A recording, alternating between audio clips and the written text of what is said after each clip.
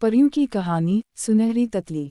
एक ज़माने की बात है, सब्ज पहाड़ों और नीले दरिया के दरमियान एक नन्हा गांव था जिसका नाम गुलबारी था। इस गांव में एक मासूम सी बच्ची रहती थी जिसका नाम अनु था। अनु बहुत खुश मिजाज, नेक दिल और सबकी मदद करने वाली थी। सुनहरी ततली से मुलाकात। एक दिन अनु जंगल में फूल चुन रही थी कि अचानक उसने एक चमकती हुई सुनहरी ततली को देखा। ततली रोशनी की तरह चमक रही थी, जैसे उसके पर में सूरज की किरणें पैदा हों। ततली अनु के करीब आकर बोली, मैं परियों की वादी की मुहाफिज हूँ। तुम्हारा दिल बहुत साफ है, इसलिए मैं तुम्हें एक राज बताने आई हूँ। अनु हैरान हो गई, तुम बोल सकती हो?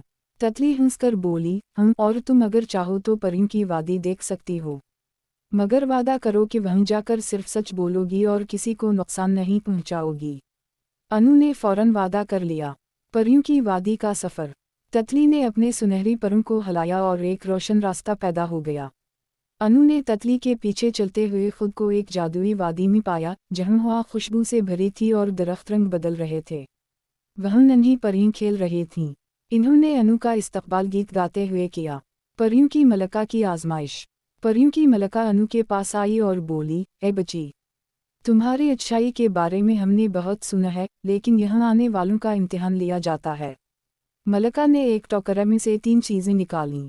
1. चमकता हुआ सोना। 2. मोतियों का हार। 3. एक टूटी हुई पुरानी गुड़िया। मलका ने कहा, जो चीज़ तुम्हारे दिल के सबसे करीब हो उसे चुनो। अनु ने सोचे बगैर टूटी हुई गुड़िया उठा ली और बोली, ये किसी की चीज़ लगती है, मैं इसे ठीक करवा कर मालिक तक पहुँचाऊंगी। इनाम। परियों की मलका खुश हो गई और बोली, यही तो हमारी आजमाइश थी। जो दूसरों का ख्याल रखे वही असल नेक इंसान होता है।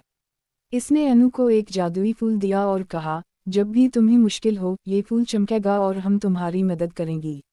वापसी। अनु खुशी से वापस आई। गांव वालों ने उसकी रहमदिली की वजह से उसे बहुत सराहा, और जब भी किसी को मुश्किल पेश आती अनु का जादुई फूल चमकता और गांव में खुशी फैल जाती।